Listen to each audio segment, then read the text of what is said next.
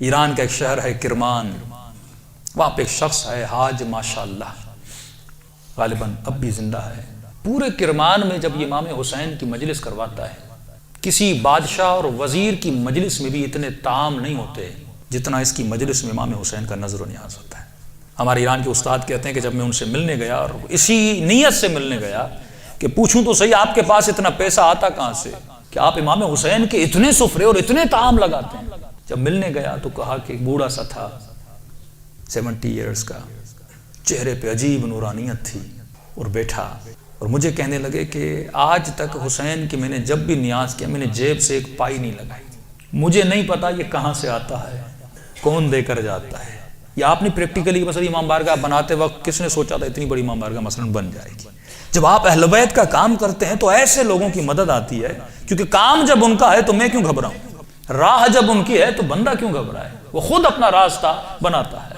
کہ پھر بھی یہ کیسے ہوا؟ میں نے آپ کے بارے میں بڑی چیزیں سنی۔ اس نے کہا کہ آج سے تقریباً 50 سال پہلے میرا کام تھا نجاری کا، جو لکڑیاں بناتے ہیں نا، لکڑی کا کام کرتا تھا، اور میری بڑی الفت تھی، محبت تھی امام حسین سے، میری زندگی عشق حسین کے محور میں گھومتی تھی۔ میں لکڑی کا کام تو کرتا تھا لیکن میں بڑی محنت کر کے لکڑی کے ممبر بناتا تھا حسین کے لیے، مسجدوں کے لیے ممبر بناتا تھا، تعزیہ بناتا تھا، تابوت بناتا تھا، علم بناتا تھا، جس بھی مسجد کا کام ہو سب سے پہلے وہ کرتا تھا۔ پورا سال میری یہ روش تھی، مسجدوں میں ممبر دینا، تعزیہ دینا، حسین سے عشق تھا۔ اس کے ساتھ ساتھ تھوڑے تھوڑے ہاسپٹلز کے کام بھی کرتا تھا۔ ایک دن کام کرتے کرتے اچانک مجھے اپنی کڈنیز میں بہت تکلیف ہوئی، میں نے درد کو دیکھے اندیکھی کر دی، 2-3 ہفتے گزرے، تکلیف بڑھتی گئی، یہاں تک ایک دن اتنی تکلیف ہوئی میں بے ہوش ہو کے گر گیا۔ مجھے ہاسپٹل لے جایا گیا، ڈاکٹرز نے مجھ سے کہا کہ کب سے تکلیف ہے؟ میں نے کہا 2 ہفتے سے تکلیف پڑ گئی ہے۔ انہوں نے کہا جلدی جا کر اپنی یورین کے ٹیسٹ دو۔ جب یورین ٹیسٹ دینے گیا تو میرا یورین ہی نہیں آ رہا تھا۔ پھر ڈاکٹر نے ایک انجیکشن لگا، کہا آج کے بعد گھر چلا جا، نہ تجھے چلنا ہے نہ تجھے کام کرنا ہے، بس بستر پہ سیدھا ہو کے لیٹ جا۔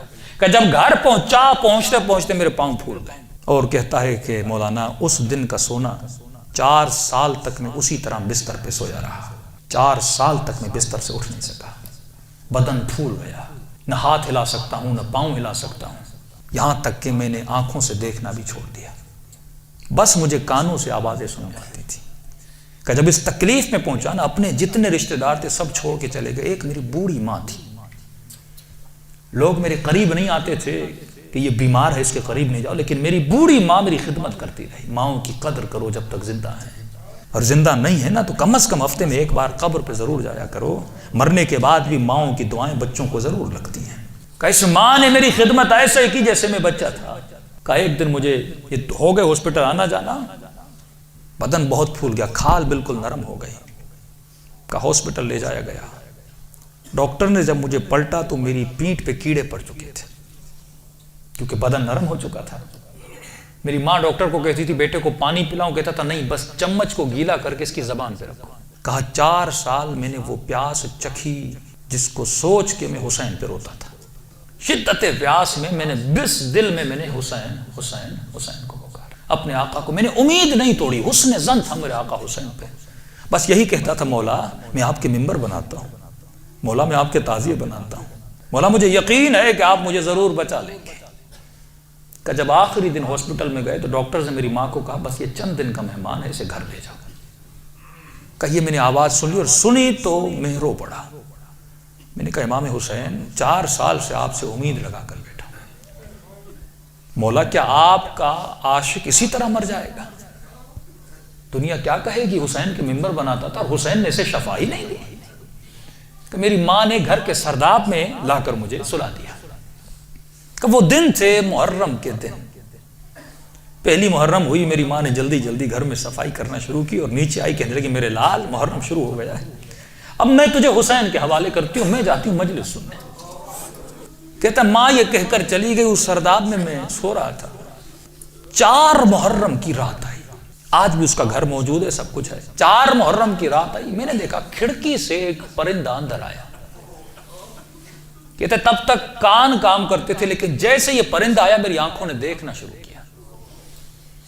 لیکن یہ عجیب کبوتر تھا جس کے 3 پر تھے، سفید تھا، سبز تھا اور لال پر تھا۔ میں نے زندگی میں ایسا کبوتر دنیا میں کہتا میں نے نہیں دیکھا، پنجے اس کے لال تھے، آیا اور آ کر میرے سرانے پہ بیٹھ گیا۔ بیٹھنے کے بعد اس نے کلام کرنا شروع کیا، میرے کانوں میں آواز دے کر کہا تجھے پیاس لگی ہے؟ کچھ کھاؤ گے، کچھ پیو گے؟ کہا 4 سال سے زبانوں پہ تالا لگا تھا پر اب یہ تالا کھل گیا۔ میں نے کہا مجھے بہت پیاس لگی ہے، اتنے سالوں سے پیاسا ہوں۔ کہ پتہ نہیں اس کی چونچ میں کیا تھا، اس نے میرے منہ میں ڈالا، بس وہ بدن میں جانا تھا، ایک عجیب سی فرحت مجھے ملی۔ پھر وہ پرندہ اڑا اور اڑ کے سامنے کرسی تھی اس پہ بیٹھ گیا۔ اب میں اپنے ذہن میں یہ کہہ رہا تھا کہ مولا حسین اگر تو نے بھیجا ہے تو یہ اڑ کے میرے پاس آئے گا یا میرے بستر کے نیچے جائے گا، اگر تو نے نہیں بھیجا یہ اڑ کے چلا جائے۔ کہ اتنا کہنا تھا، وہ پرندہ اڑا اور میرے بستر کے نیچے جا کر بیٹھ گیا۔ کہ بس اتنا ہوا، لیکن ابھی بھی بستر پہ لیٹا ہوا ہوں، لیکن تھوڑی فرحت مجھے مل چکی ہے۔ اب سوچ رہا ہوں یہ پرندہ کون ہے، کہاں سے آ رہا ہے۔ اتنے میں صبح ہوئی، میری ماں نیچے سرداب میں آئی اور اس کے ہاتھ میں رومال تھا۔ پہلے زمانے میں جب لوگ روتے تھے تو ایک رومال رکھتے تھے۔ کہ جلدی دوڑی دوڑی آئی اور گیلا سا رومال تھا، اس نے اس رومال کو میرے اوپر نچوڑنا شروع کیا۔ تو میں نے کہا کہ اماں یہ کیا ہے؟ کہا یہ حسین کے غم میں جو آنسو بہائے نا تیرے بدن پہ مل رہی ہو تاکہ خدا تجھے شفا دیتے۔ کہ یہ کہہ کر میری ماں چلی گئی۔ جیسے جا رہی تھی میں نے کہا اماں اگر زحمت نہ ہو، ایک کبوتر ہے اس بستر کے نیچے، اگر زحمت نہ ہو اس کے لیے تھوڑا دانا اور پانی رکھ لو۔ ماں نے کہا کبوتر کہاں سے؟ کہا بس رکھ لو۔ کہ ماں آئی اور اس نے نیچے دانا رکھا، پانی رکھا، چلی گئی۔ کہتے غالباً 10 محرم کا دن ہوا، اب یہ 10 یا 14 اس کے بیچ میں کہتا ہے دن ہوا۔ عاشورہ کا دن ہوا۔ میں نے کہا مولا حسین آپ کی عاشورہ بھی آ گئی، اب بھی مجھے شفا نہیں دو گے؟ کہا رو ہی رہا تھا کہ اچانک میرے کمرے کا دروازہ کھلا اور میں نے ایک نورانی شخص کو اندر آتے ہوئے دیکھا۔ کہتا بستر کے ساتھ جو کرسی تھی وہاں آ کر بیٹھ گئے، بس میں نے چہرہ دیکھ کے سمجھ گیا یہ میرا حسین ہے۔ کہتا مجھے نہیں پتا میں نے کیسے سمجھا، لیکن میں نے دیکھا میں سمجھ گیا یہ میرا آقا حسین ہے۔ کہہ رہا جیسے میں نے امام حسین کو دیکھا، خود کہتے میں نے مولا کا یہ بازو پکڑ لیا اور بازو کو پکڑ کے میں نے حسین کو لپٹنے کی کوشش کی۔ کبھی بازو کا بوسہ لے رہا تھا، کبھی ہاتھوں کا بوسہ لے رہا تھا۔ کہتا جب میں نے ہاتھ دیکھے نا تو مولا کی انگلیاں کٹی ہوئی تھی۔ میں نے کہا میں قربان جاؤں میرے آقا، 4 سال سے انتظار ہے، میری جان آپ پہ فدا مولا، اتنی دیر لگا دی اپنی زیارت کرنے میں۔ امام حسین نے اپنا ہاتھ میرے سر پہ پھیرنا شروع کیا۔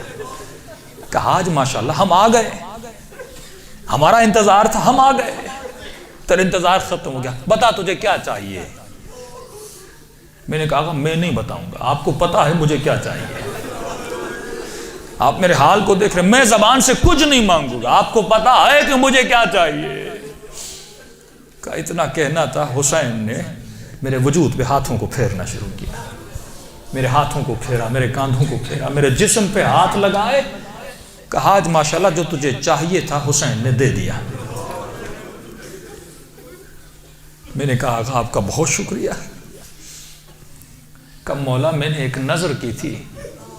کیا کی تھی آج ماشاءاللہ؟ مولا میں نے نظر کی تھی اگر آپ مجھے شفا دیں گے میں 10 دن آپ کا نیاز کروں گا، 10 دن مجلس کروں گا اور 10 دن آپ کا نیاز کروں گا۔ امام حسین نے کہا آج ماشاءاللہ 10 دن اپنی طرف سے کرنا، 8 دن میری طرف سے کرنا۔ کہا مولا 8 دن کس چیز کے؟ کہا آج ماشاءاللہ 10 دن تو حسین کے لیے کرے گا اور 8 دن میری طرف سے میری اماں زہرا کے لیے کرے گا۔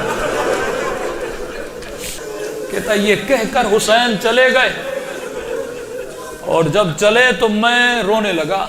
اتنے میں وہ پرندہ بستر کے نیچے سے نکلا اور اس نے پرواز کرنا شروع کی۔ کہتا مجھے نہیں پتا وہ پرندہ پڑھ کیا رہا تھا، حسین آواز میں کچھ کہہ رہا تھا۔ آواز سن کے میری ماں دوڑتی ہوئی نیچے آئی، جیسی نیچے آئی لیکن دہشت اتنی تھی اس آواز میں، میری ماں اندر نہیں آ رہی تھی، پیچھے سے کہہ رہی تھی ماشاءاللہ یہ کمرے میں آوازیں کیسی ہیں۔